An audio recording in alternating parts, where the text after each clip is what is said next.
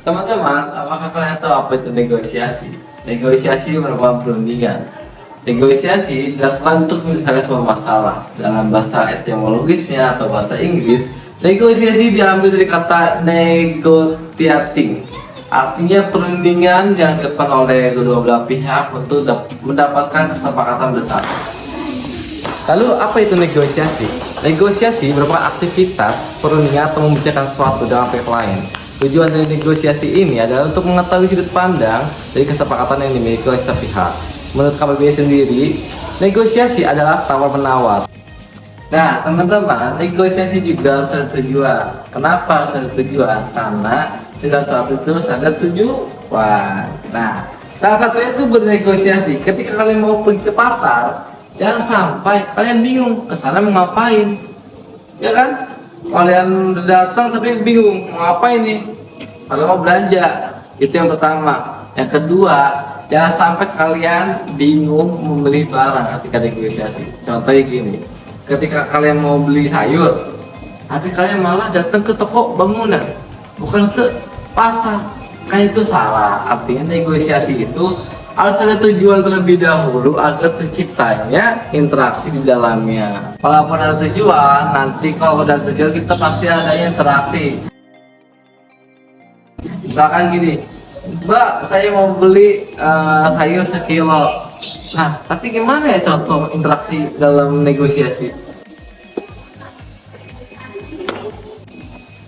Nah, teman-teman, kira-kira apa aja sih yang harus dilakukan dalam berproses negosiasi di pasar? Yang pertama, itu kita harus memberikan pelayanan yang baik kepada konsumen. Terus kita jangan menawarkan harga yang terlalu rendah dan jangan juga menetapkan harga yang terlalu tinggi.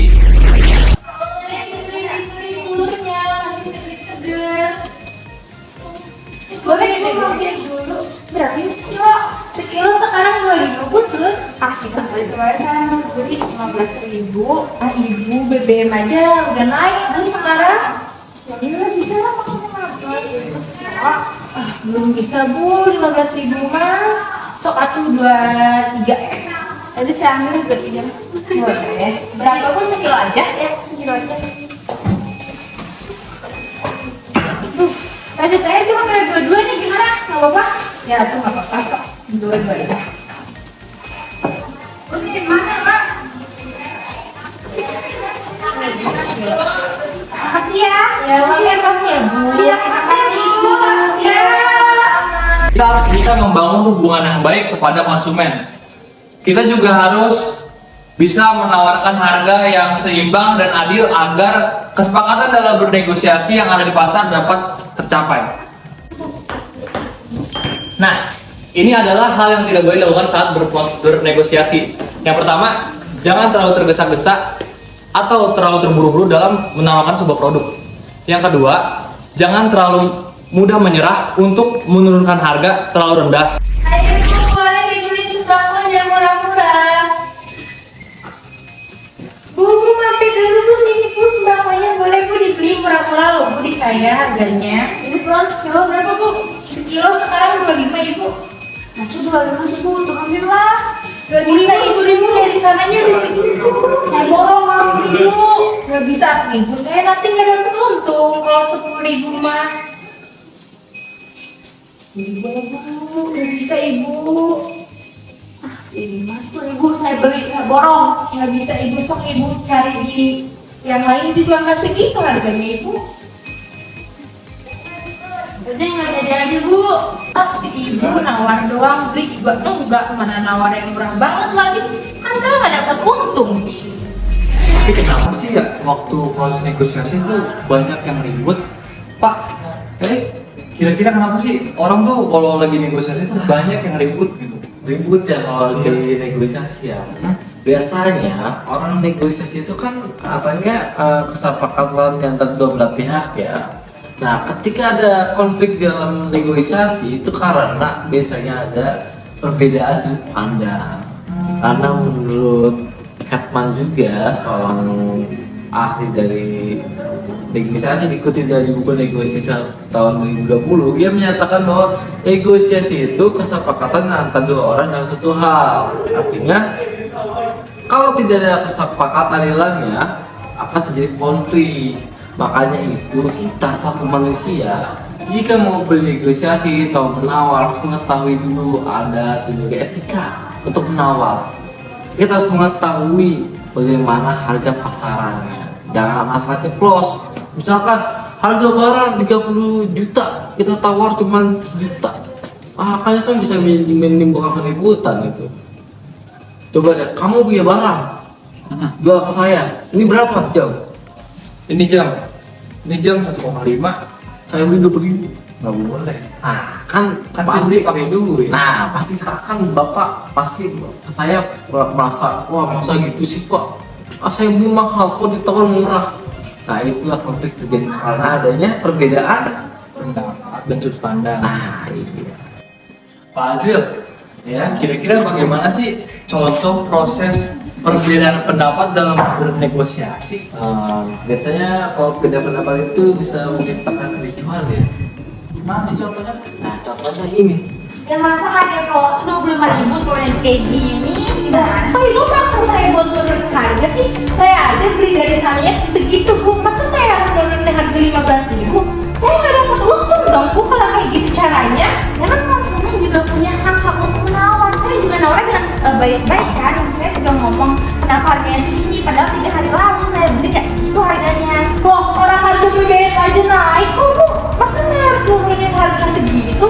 Kan udah dapat untung dong kalau kayak gitu. Ingat ya kalau suatu pembeli itu raja tau gak sih? Penjual dewa. Pak, jadi gimana sih cara proses negosiasi yang benar tuh di pasar tuh gimana sih? Yang benar itu antara kesepakatan juga. Contohnya itu tuh. Jadi kita sekarang mau beli apa? Mau beli ini? Mak, buat dia mau beli kucing soalnya di kosan. Ada coba kita cari aja kalau oke, boleh. Boleh ibu mampir dulu, lihat-lihat dulu ibu. Ada di rumahnya. Ini berapa bu harganya? Itu selusin 5.000 ibu. Iya. Selusin 5.000 apa kita beli selusin aja tuh gimana? Lihat kasih harga murah dong bu. Kita borong berapa? Tapi ini kalau beli banyak sok saya murahin sama kan ya kita beli gini aja 2 berapa bu? Ini tuh 5 ya bu ya, 5.000 sama ini 5 jadi 10.000. Nggak mau dikurangi itu aja. Sok atau apa lagi sok? Jadi sama ini ya bu, buat sama ini jadi 10.000 deh bu, kan diborong. Boleh. Jadi 10.000 deh bu. 20.000 artinya. Kan 10. Oh iya. Bisa asli ini jadi 5.000. Jadi 15 lah. Iya. Nah, jadi 15 ya. Nah, kosan bu kita naik ya. Emang kos di mana kan ya? Di situ yang warna kuning catnya. Oh, kosan Budi. Iya, pas belokan itu. Iya. Di situ enak banget dong.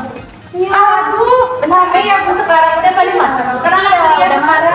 Tapi kan lebaran mau. Bentar, ini baru 14.000. Boleh. Bentar ya, seribunya ada. Ada seribunya. Ada. Ini lagi. Makasih. Makasih ya Bu. Makasih ya Bu.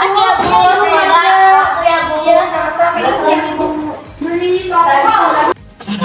Jadi itu Pak Azil, contoh apa saja sih yang boleh dilakukan dan tidak boleh dilakukan dalam proses bernegosiasi?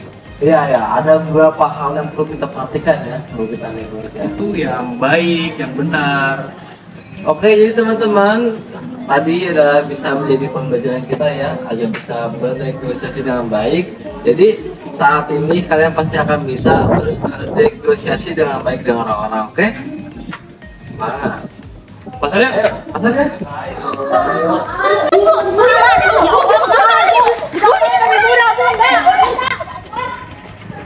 Kenapa ya?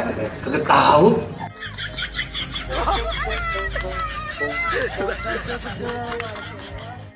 Kayaknya sih ada kericuhan gara-gara komunikasi kacau. Gagalnya proses negosiasi. Iya.